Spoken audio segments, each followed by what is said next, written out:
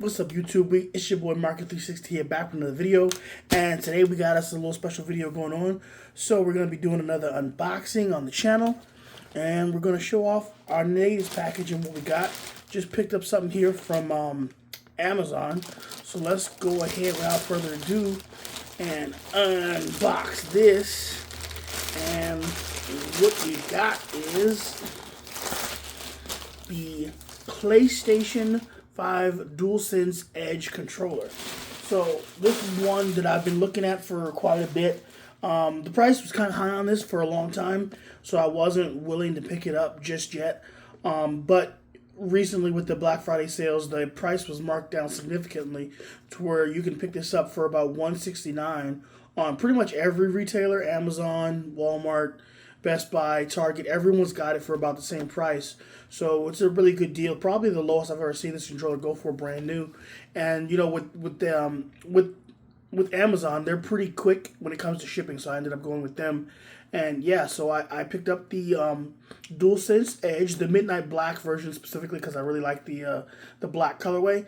And I thought we'd do a quick unboxing of the controller and also do a bit of a comparison, because I also have here, what I have is the Xbox Elite controller, the Elite Series 2 specifically for the Xbox console. So I figured I've had this one for I think going on 2-3 years.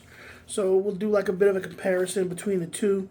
This one is specifically the so this is actually the red colorway controller. So story behind this, I initially had the black one, but I ended up trading it and getting the red colorway. But all the accessories and the accessory pouch is originally for the black controller. So actually, I wouldn't say 2-ish years. This one I've technically only had for less than a year, because I originally got the black one 2 years ago. But yeah, this one I only just got this year. So we'll do like a quick comparison on that. But first of all, without further ado, let's go ahead and open this baby up. So let's see here. We've got the tabs up at the top, it looks like. See if I can cut this. They always kind of make this difficult when it comes to PlayStation. Actually, I don't know. Can I peel this up? I feel like the unboxing experience on PlayStation is always unnecessarily complicated. Especially if you're trying to like preserve the box or something. I don't know. It just seems like it's more difficult. Let's see if I can't get through this without damaging the box. Got my handy dandy unboxing knife here, which is probably overkill if I'm trying not to damage the box. I could just like literally cut this whole thing apart, but we'll get through it. Let's see, I think that might be enough to just slit this baby open. Oh, nope.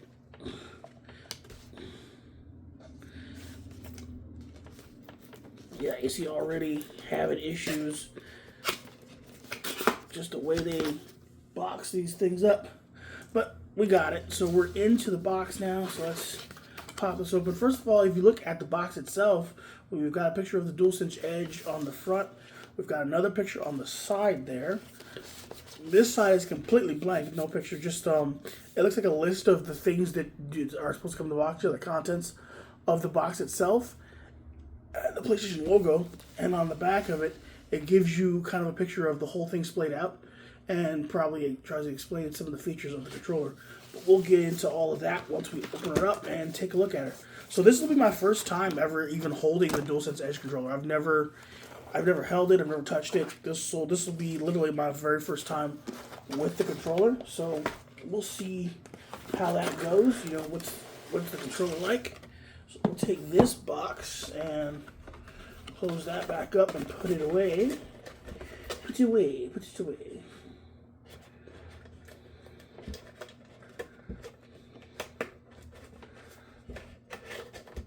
Okay, so that's over there. Move that out of the way. And here we go. So now we've got another box inside of a box, a plain white box, kind of a PlayStation's deal. They always do that. And it looks looks like it just, oh, okay, so it just opens up. This is a better experience. The outer box is kind of annoying. This one just kind of opens up, presents it to you like a pack, like a little gift, and here we go. So we're in. It's got this white kind of cloth wrapper around it. Move that out of the way. So that'll wear. And let's see. Open this up. The anticipation is killing me. And wow. Okay, there we go. We've got the PlayStation. We've got the PlayStation Dualsense Edge controller. So let's open her up and see what she's all about.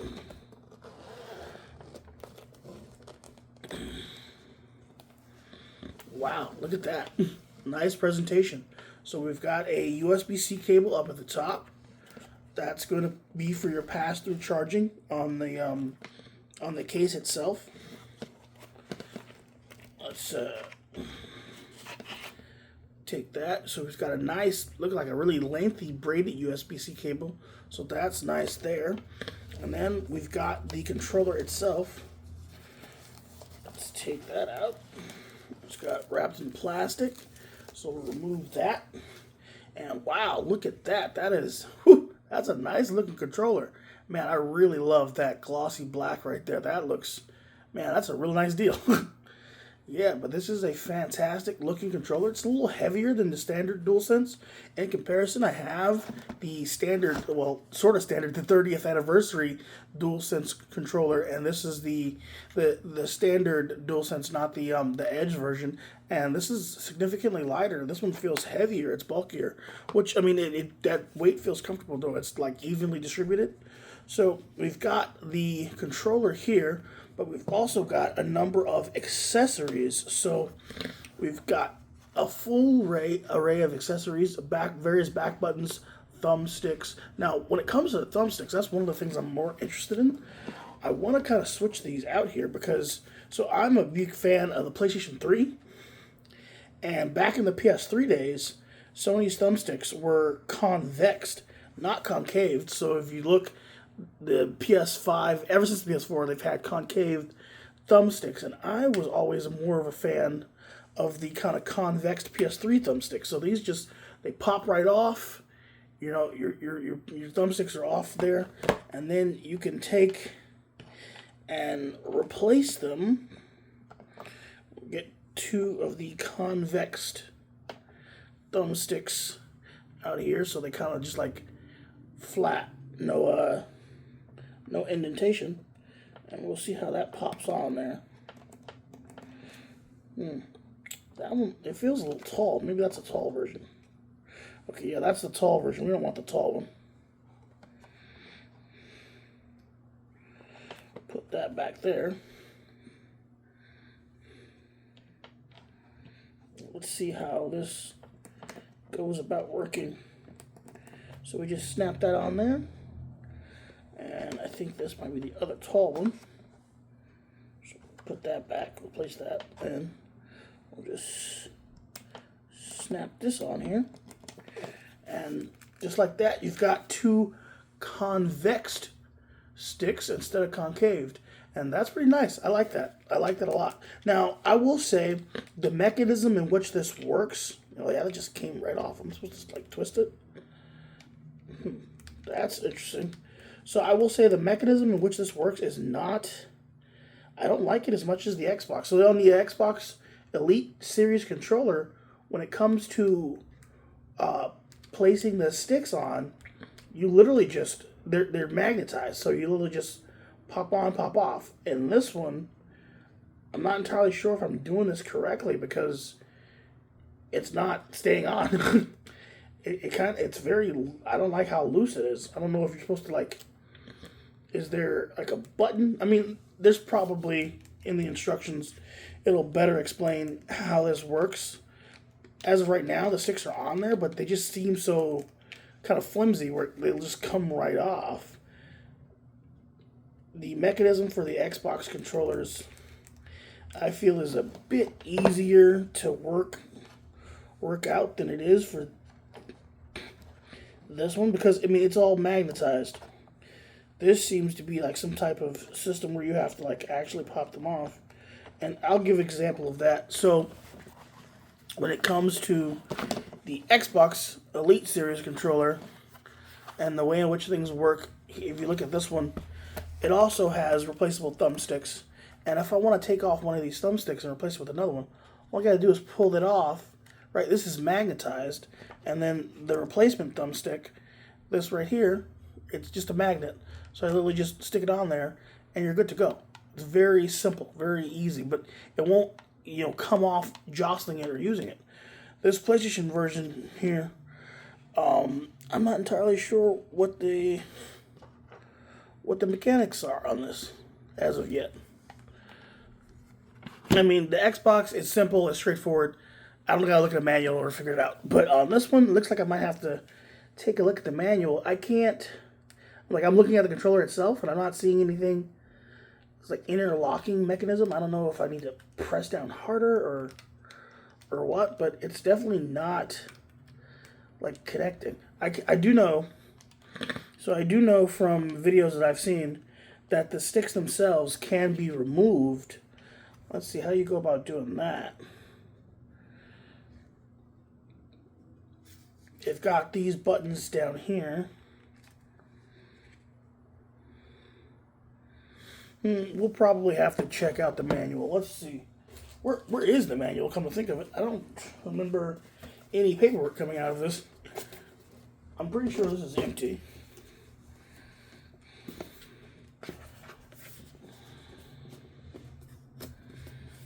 Let's take a look at this box.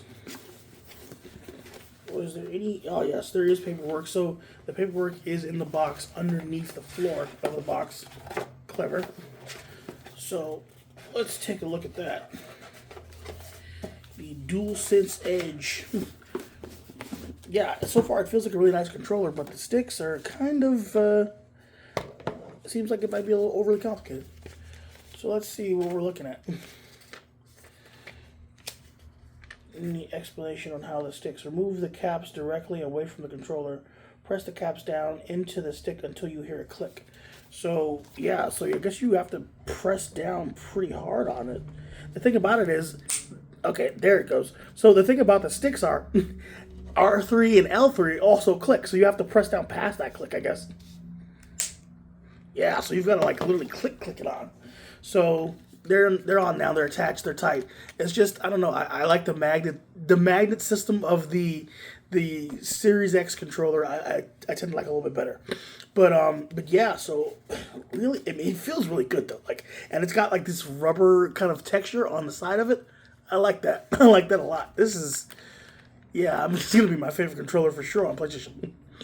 The touchpad is nice. It's got the It's got the PlayStation symbols ingrained into the touchpad all there, which is really nice. And man, that black colorway is just, man, that is hot. That is really, really hot. I like that a lot. So let's see here. There's also back paddles that you can attach to the back of the controller. So let's see how these get connected on.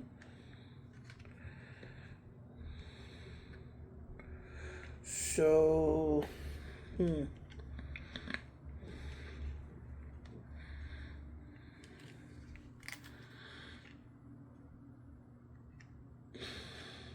yet again, on the Xbox, everything is just magnetized, so it's so much simpler. On here, we've got to actually snap stuff into place, and it makes you worry about breaking it.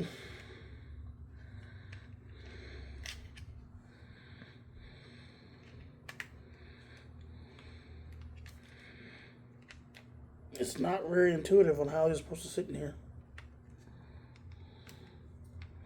Okay, yeah, there it goes. Okay, so that one's in there. And I guess the other one sits in there.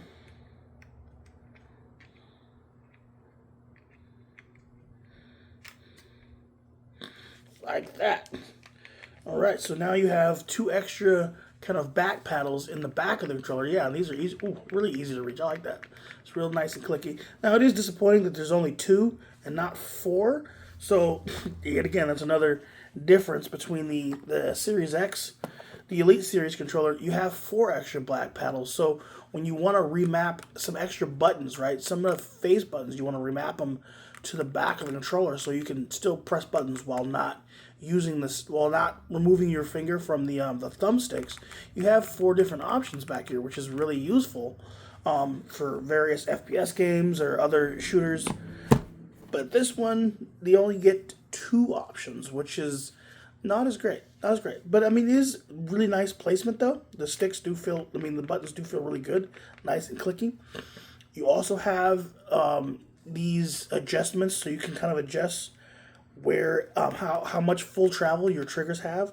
So if you put it all the way down to the bottom, you get no travel and you get kind of an instant click, which is really good for twitch-based shooters if you want to just like fire off that round really fast, which is nice.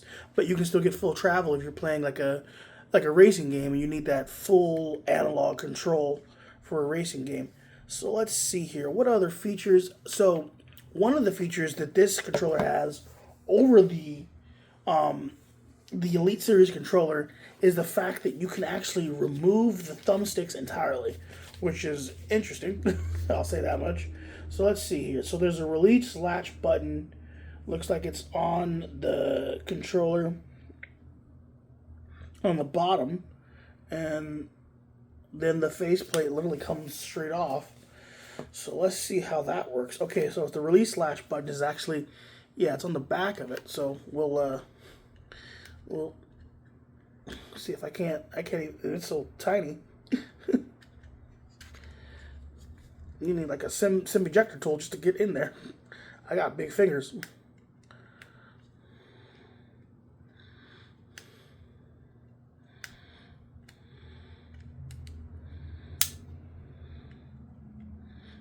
Does the switch stay? Oh, not only, okay, so it's a spring release switch, so you actually have to hold it in place. That's wow, that's yeah, somebody thought that up.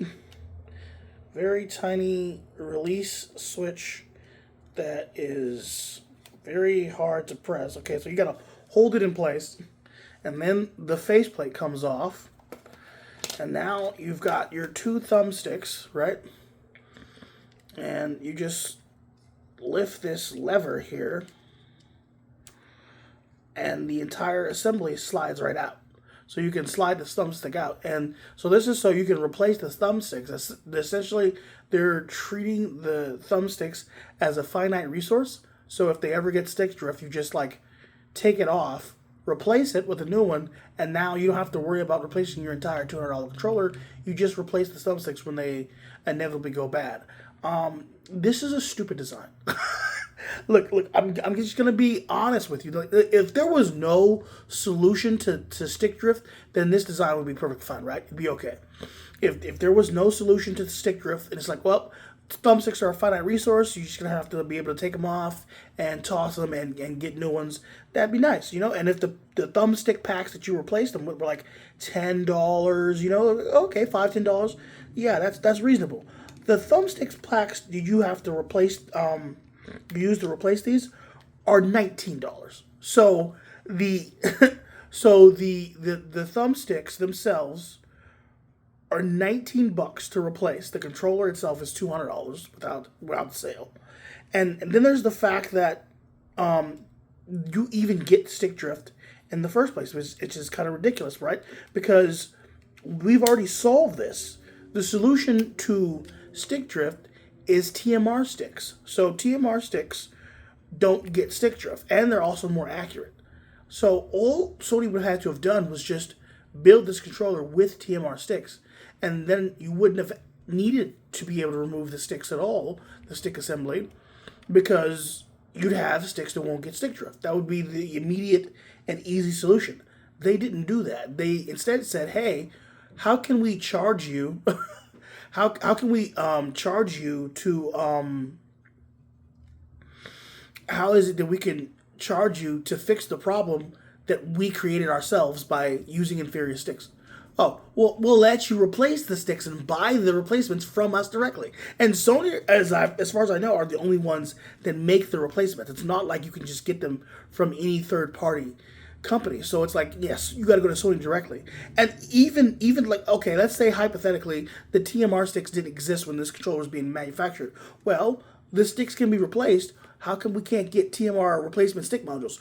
Those don't exist either. You literally just get the same old school Alps stick replacement modules that use the same mechanics that get stick drift. So the replacement sticks you replace it with could also end up with stick drift.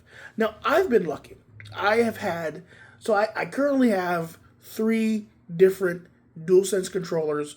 One is the 30th anniversary that you see here, right? And I've also got the Spider-Man 2 DualSense controller and a standard Midnight Black controller. None of them have stick drift, knock on wood. None of them have ever had stick drift, knock on wood. So I've been incredibly lucky. None of my Xbox controllers have ever had stick drift, knock on wood. I have been incredibly lucky. Now, I've had stick drift before on the Xbox 360, on the PS3, so I've experienced it. I know what it's like. It is annoying. But luckily, none of my controllers this generation have ever had stick drift. But stick drift is still a problem. And with it being a problem, and there being a definitive solution, why didn't Sony go out of their way to actually include that in this $200 controller? It makes no sense. The only possible reason is because Sony wants to game you. They want you paying them to fix the problem they created. That's it. That's the only realistic solution, right? So yeah, that's kind of annoying. That's kind of annoying. But in Sony's defense, Microsoft doesn't fix this problem either. Neither does Nintendo. They literally just released the Nintendo Switch 2, and stick drift was the biggest issue on the Joy-Cons. You'd think that they would have gone with TMR sticks or something, right? Nope. They didn't do that either. And it's just like, why? But I digress. So this controller still feels really, really nice, though. It is premium built. You can definitely tell, like, it feels good. This feels really, really good. Let's see here. So, and the case is also really nice too. It's like a plastic. It's tough plastic case. In comparison, the Xbox's case is kind of a softer material. It's kind of dirty because I've had it for so many years. But it's a little more of a softer material. Now, I will say the benefit of the Xbox case, though, because I leave mine hooked up to my system, so it has this kind of like puck platform that is used to charge the Xbox's controller wirelessly, and it's also magnetic, and it sits right in here. So a cord fits into this spot, and it and the USB cable travels into here and plugs into this, and then you can basically this wireless controller charging platform, you can put it in there, set the controller on top of it, and charge the controller while it's in its case, which is smart, right? A little smart, innovative move from Microsoft. This Xbox controller, so we know Xbox controllers normally, they include AA batteries. That's how Microsoft rolls, and I personally like that because you can just replace the battery whenever you need to. And if you want a rechargeable battery, you can just put rechargeable batteries in it. They sell a rechargeable battery pack. It's not that expensive, and you can get third-party battery packs that are even bigger than the standard one and for less money. So I think that's a really good option. But when it comes to the Elite Series, they decided to build the battery inside the controller, so it's a rechargeable battery that's built into the controller. But yeah, in order for you to charge it, you just set it down to the case, and it's charging. It's good to go. PlayStation went a different route. So it's not necessarily worse. We're not going to say it's worse, but it's different. So the way in which this works, there is a pass-through on the case. Let me see. I've seen this before. So it's a rather large pass-through. So this just peels down. And look, there's a wide open space, and you can literally just take this cable, this long braided cable, and you can put it in the USB-C port on the controller. So the $200 controller, the case doesn't do, it's not charging. You just pass it through the case. Yep. It's a solution. We can't get mad. That is a solution. It's a cheap one, but it's a solution. So yeah, that's a thing. But overall, though, I still think this is a really nice controller. I'm really happy to finally have it. I had my Elite Series controller for my Xbox for a while, but over on the PlayStation side of things, I haven't had a kind of an Elite style Pro controller. Those back buttons definitely come in handy in certain video games. Me personally, what is that game? Armored Core: Fires of Rubicon. That is a game where like those back buttons just feel essential to me, and I have that game on the Xbox, and it feels essential. Put this kind of cord back in there, but it feels really essential to me. Need those back buttons. So yeah, it's really nice to finally have a Pro controller for the PlayStation. I just can't get over how good this looks. It's a really good feeling controller. Like, this thing feels good in the hands. I like this. I very much like this a lot. But yeah, so that's the unboxing and the slight comparison with the Xbox Elite Series controller. If there's anything more that I need to update you guys with, I will definitely come back and make another video. But that's the quick video right now, just a quick unboxing and kind of first look at the controller in all its glory, its little case and everything. Cool looking thing. So, yeah, that's the video, and I will catch you guys in the next one. Peace.